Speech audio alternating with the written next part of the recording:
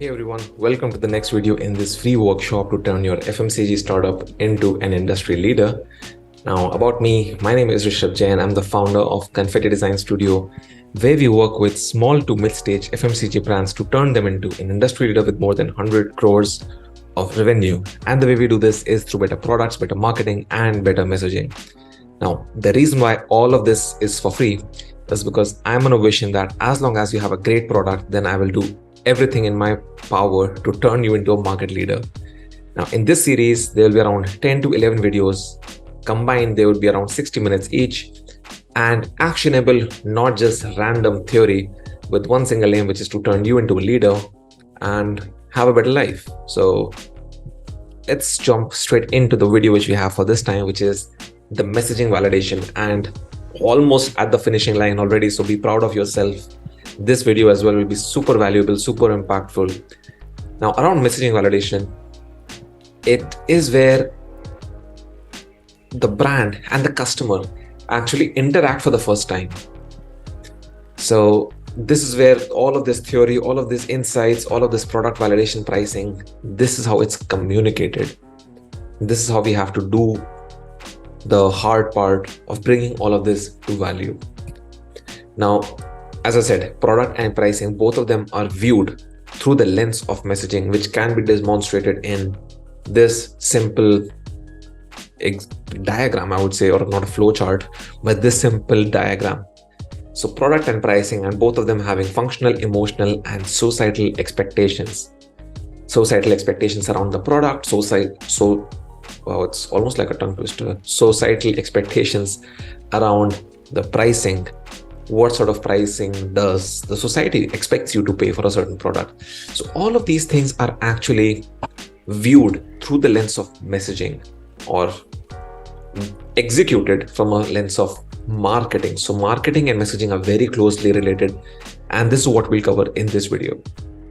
Now, again, messaging, both correct and incorrect, can have a crazy impact on your brand in terms of positive impact if it's done well, negative impact if it's not done well, where the same messaging or the same content, if executed through two different lenses, through two different people, they can have two different impacts. For example, let's say you're a face wash brand, and the same face wash or same cleanser, if is marketed, let's say you're using the channel of social media marketing, if it's being marketed by a dermatologist compared to a social media influencer, same product, same content, let's say you give both of them the same line that I recommend you to use this product on yourself on a daily basis.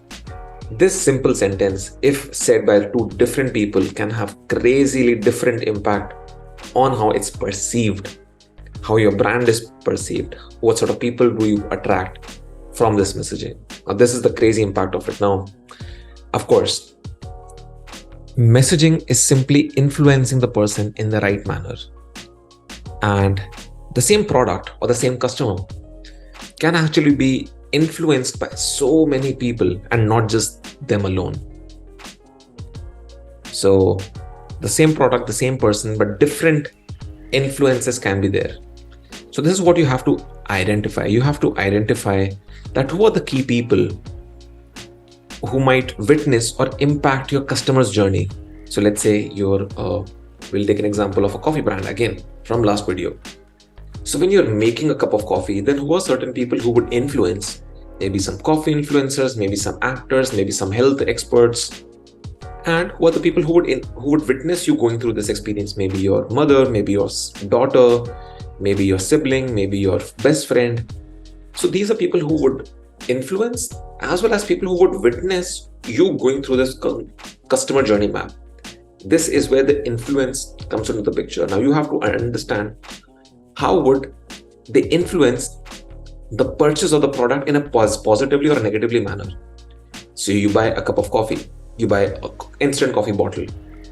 Now, how does the influence impacts this purchase in a positive and negative manner? That is what you have to analyze. And we have a pretty much the best example I have for this scenario, which is buying a perfume. Now, let's say you are on a journey to buying a perfume. Now, this simple scenario can be influenced by many people. For example, maybe you see your favorite actor wearing the perfume. So, positive influence. I want to be like that person, positive.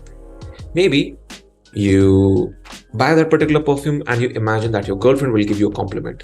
It's positive influence. That I would want somebody who is witnessing my customer journey to give me a positive compliment, a positive reaction. So again, positive, I would say, influence in a nutshell. Or maybe you feel proud of yourself that, hey, now I can afford a premium perfume. That's good. Self-confidence. So again, you yourself can influence yourself differently. Or maybe you wear that perfume to work and your boss feels like it's a bit too unprofessional to wear such a strong perfume at work.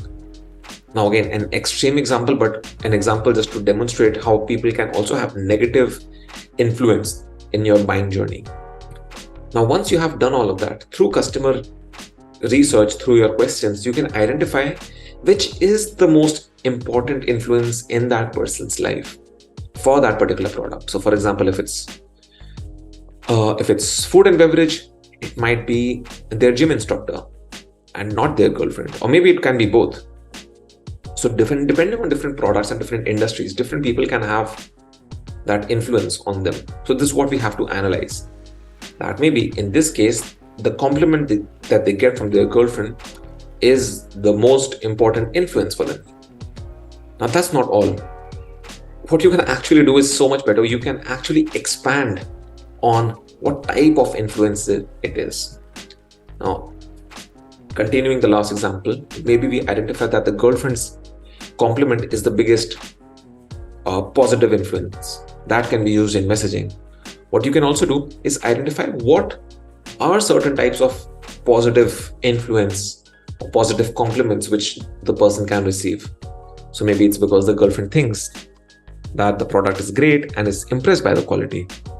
Or maybe the product is great value for money and now the girlfriend believes that the boyfriend is pretty good with money and is only buying stuff which is great ROI.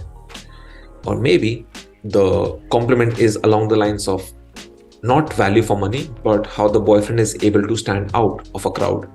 Now, all of these things can happen, but with the same point of influence. And let's say at this stage, you identify that the product is premium and the girlfriend is just impressed by the quality. Now we have a key influencer, aka the girlfriend, the type of influence, which is the product is premium and the girlfriend is really impressed. That makes an impactful messaging in all of your marketing campaigns. So this pretty much is your marketing campaign. In the last 5 minutes, we just created a marketing campaign, and you can actually do this with all of these influencers. So you can have an influence, a marketing campaign where it's not the girlfriend, but the actor, and the actor has certain influences that you can be like me, you can make money like me, you can be as good looking as me, you can attract people like me. Again, choose an influencer, choose a type of influence, and you have a marketing campaign. Or maybe the third one, which is the person is the key point of influence. Now, what sort of influences can they have? Maybe they feel proud, maybe they feel good that they can afford it, maybe they like the smell personally, maybe it reminds them of their childhood, whatever the scenario is. But the simple theory, the simple formula is key influencer plus the type of influence is your marketing campaign itself. That is your marketing campaign. Now, what differentiates a weak messaging and a powerful messaging is powerful messaging is simply when the customer can subconsciously answer the question. That is, why do I need to buy this product? You don't have to do any convincing. That is the job of good messaging. The good messaging has to empower the customer to answer this on their own. Now, this is how it's related to user research, and we'll actually, in a small nutshell, demonstrate how all of this comes into being. So your questionnaire, because again, we have these surveys, interviews, and this user validation that we're doing, and this is the last part of user validation. This is where you have to identify the key people of influence. Maybe it can be the customer, actor, people around them, their boyfriend, girlfriend, mother, father, their co-worker, their best friend, a stranger, their gym instructor. All of these are people who are of key influence. Once that is identified, once the key influencer is identified, you have to understand what is the type of influence. Do they feel guilty when they buy chocolate? So their gym instructor would be mad at them. Now again, key influencer, gym instructor, type of influence, guilt.